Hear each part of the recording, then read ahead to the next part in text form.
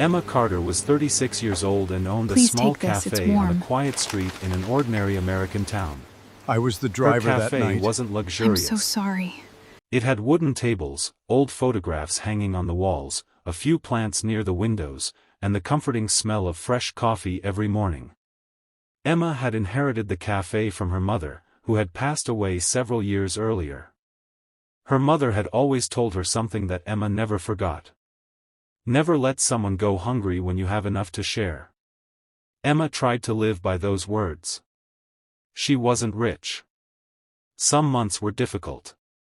The cafe barely covered its expenses, especially after rent increased and several large businesses in the neighborhood closed. But Emma always kept a small amount of food aside at the end of every day. Whatever couldn't be sold, she packed into containers and gave to people who needed it. One rainy evening in November, Emma noticed a man standing outside her cafe. He was probably in his late 40s. His coat was old and wet. His shoes were worn out. He stood beneath the awning, trying to stay dry while looking through the cafe window. But he wasn't looking at the customers. He was looking at the food. Emma watched him for several minutes. He seemed embarrassed by his own hunger. Every time someone walked past, he turned his face away. Eventually, Emma walked outside carrying a bowl of hot soup and 2 pieces of bread. "Excuse me," she said. The man looked up. "Yes? I made too much soup." He glanced at the bowl. "I can't pay." Emma smiled. "I didn't ask you to." The man hesitated. "You should eat it before it gets cold." He slowly accepted the bowl. "Thank you." "You're welcome." Emma went back inside. The man ate quietly. She didn't ask his name. The next evening, he came back. Emma saw him through the window. This time, she already had food prepared. She walked outside. "Too much soup again," she said. The man smiled faintly. "You always make too much." "Maybe I do." He took the food. "Thank you." The following evening, he returned again. And Emma fed him again. It became a routine. Every evening around 7, the stranger appeared outside the cafe. Emma would prepare something. Sometimes soup. Sometimes sandwiches. Sometimes pasta. Sometimes just coffee and a warm piece of bread. The man never asked for anything else. He never entered the cafe. He never complained. He always said thank you. After about a week, Emma finally asked, "What's your name?" The man looked surprised. "David." "Nice to meet you, David." "Nice to meet you too." Emma smiled. "Where do you sleep?" David looked toward the street. "Wherever I can." Emma's smile disappeared. "You don't have a place?" "Not anymore." Emma wanted to ask more, but she didn't. Instead, she handed him an extra blanket. "Take this." David shook his head. "No, I can't." "David, it's a blanket, not a contract." He smiled. "Thank you." As the days passed, Emma began to notice small things about him. David always helped elderly people carry their bags. He picked up trash from the sidewalk. He returned shopping carts. Once, Emma saw him give his entire sandwich to a little boy who was sitting outside a grocery store. When she asked him why he had done it, he simply said, "He looked hungrier than me." That answer stayed with her. One evening, Emma asked, "Why don't you come inside?" David looked through the window. "People don't want someone like me sitting beside them." "How do you know?" "Because I've been watching their faces." Emma shook her head. "Not everyone is like that." David smiled sadly. "Maybe." Then he walked away. Emma watched him disappear into the darkness. She didn't know why, but she felt there was something different about him. He didn't behave like someone who had given up. He behaved like someone who was waiting. Waiting for something. Or someone. Weeks passed. The weather became colder. David kept returning. But one evening, he didn't come. Emma waited. 7 o'clock passed. Then 8. Then 9. He never appeared. The next night, he wasn't there either. Emma started worrying. She told herself she had no reason to care so much. He was a stranger. But she couldn't stop thinking about him. On the third day, Emma left the cafe and searched the nearby streets. She found him behind an abandoned building. He was sitting on the ground, shivering. David. He looked up. Emma? What happened? Nothing. You look terrible.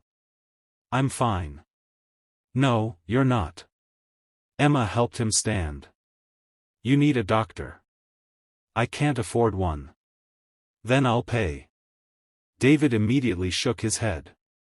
No. Why? I've already taken too much from you. You haven't taken anything. You've fed me for almost a month. And? David looked down. Why? Emma didn't understand. Why what? Why do you keep helping me? Emma thought about it. Then she answered honestly. Because someone helped me once. David looked at her. My mother was sick before she died. During the worst months, we couldn't afford everything.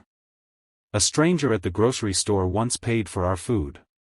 We never learned his name. David remained silent. That person didn't change my whole life, Emma continued. He just helped us get through one difficult day. But I never forgot it. David looked away. Maybe that's why. Emma placed a hand on his shoulder. Come with me. I can't. You can. She brought him to the cafe. It was after closing. She gave him a warm meal and allowed him to sit inside. David looked around the empty cafe. I haven't sat in a place like this for a long time. Then sit. He smiled. That night, they talked for hours. David told Emma that he had once owned a small construction company. He had a wife and a daughter. Life had been good. Then his wife became sick. Medical bills consumed everything. He sold his business. Then his house. Then his car. Eventually, his wife died. His daughter blamed him for everything. One day, after a terrible argument, she left. David searched for her. But he never found her. I lost my wife, he whispered. Then I lost my daughter. After that, losing my home didn't seem like the biggest thing anymore. Emma's eyes filled with tears. What's your daughter's name? David looked at her. Lily. Emma froze. The name felt strangely familiar. How old is she? 23. When did she leave? 4 years ago. Emma couldn't explain why her heart suddenly started beating faster. 4 years earlier. A young woman named Lily had worked briefly at the cafe. Emma remembered her. She had been quiet. She had worked mornings for several months. Then one day, she stopped coming. Emma had assumed she had moved away. What's her last name? Emma asked. David stared at her. Why? Just tell me. Davidson. Emma's face went pale. She walked toward the office. She opened an old drawer. Inside were employee records. She searched through them. Then she found it. Lily Davidson. There was an emergency contact. David Davidson. Emma returned to the dining area holding the paper. David looked at her. What is it? Emma couldn't speak. She placed the paper on the table. David picked it up. His eyes widened. Where did you get this? She worked here. David stood up. When? 4 years ago. He stared at Emma. Are you telling me my daughter worked here? Emma nodded. David's hands began shaking. Do you know where she is? I don't. He sat down. For several seconds, neither of them spoke. Then Emma remembered something. Lily had left behind a small notebook. Emma had kept it because Lily never returned for it. She searched the storage room. After several minutes, she found the old notebook. Inside were handwritten notes. Most were ordinary. Work schedules. Grocery lists. Random thoughts. But on the final page, there was a sentence.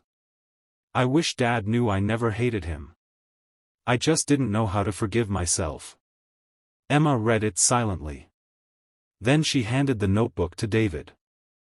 He read the sentence. His eyes filled with tears. I thought she hated me.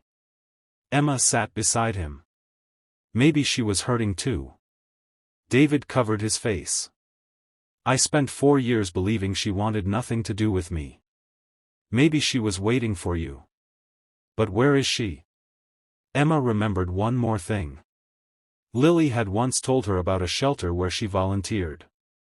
Emma contacted the shelter the next morning. A woman named Lily Davidson had indeed volunteered there. But she had moved to another state. They had an old contact number. Emma called. No answer. She tried again. Still nothing. David refused to give up. For the first time in years, he had hope. They continued searching. Days passed. Then weeks. Finally, one afternoon, Emma's phone rang. A woman's voice said, Is this Emma? Yes. My name is Lily. Emma's heart stopped. She looked across the cafe. David was sitting at the counter. Emma whispered, I know your father. There was silence. Then Lily began crying. Is he okay? Emma looked at David. He's been waiting for you.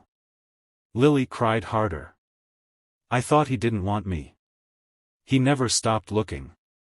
Another silence. Then Lily whispered, Can I talk to him? Emma handed David the phone.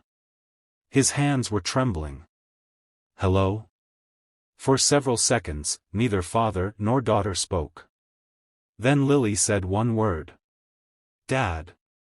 David closed his eyes. My little girl. And he cried. Not because he was sad. Because after 4 years of believing he had lost his daughter forever, he finally heard her voice. They spoke for nearly an hour. They apologized. They remembered. They cried. And eventually, Lily agreed to come home. 3 days later, she walked into the cafe. David was waiting. The moment he saw her, he stood up. Lily stopped near the door. For a second, neither moved. Then David whispered, I'm sorry. Lily ran toward him. They hugged. Emma turned away, wiping tears from her eyes. She had spent 30 days feeding a hungry stranger. She never expected that stranger would become family. She never expected one bowl of soup would lead to a father finding his daughter. But the story wasn't over. Lily decided to stay in town. She found a job. David found work at a local repair company. And Emma's cafe became the place where their family began again. Months later, David approached Emma. I want to repay you. Emma smiled. You don't owe me. I know. He handed her a small envelope. Inside was a photograph. It showed David, Lily, and Emma standing together outside the cafe. On the back, David had written. She thought she was feeding a stranger. She was feeding a family that hadn't found its way home. Emma cried when she read it. Years later, the photograph remained behind the cafe counter. And whenever someone asked Emma why she had helped David, she always gave the same answer. Because he was hungry. But she had learned something much deeper. People are rarely just what they look like. The homeless man might once have been someone's father. The lonely woman might be someone's mother. The quiet stranger might be carrying years of pain. And the person asking for help may have once helped hundreds of others. You don't always need to know someone's entire story before showing kindness. Sometimes you just need to notice that they are hurting. David had been hungry for food. But he had also been hungry for hope. Hungry for forgiveness. Hungry for family. And hungry for one person to believe that he was still worth helping. Emma gave him a meal. But what she really gave him was a reason to keep going. And David reminded Emma of something her mother had taught her long ago. Kindness doesn't become smaller when you give it away. It grows. One meal can become a conversation. A conversation can become hope. Hope can become a reunion. And a reunion can change an entire family. So if you ever see someone struggling, don't assume you know their story. You may never know what they have lost. You may never know what they're fighting. And you may never know how much your kindness means. But do it anyway. Because sometimes, the smallest act of kindness becomes the beginning of someone's greatest comeback. And sometimes, the person sitting outside your window isn't simply a hungry stranger.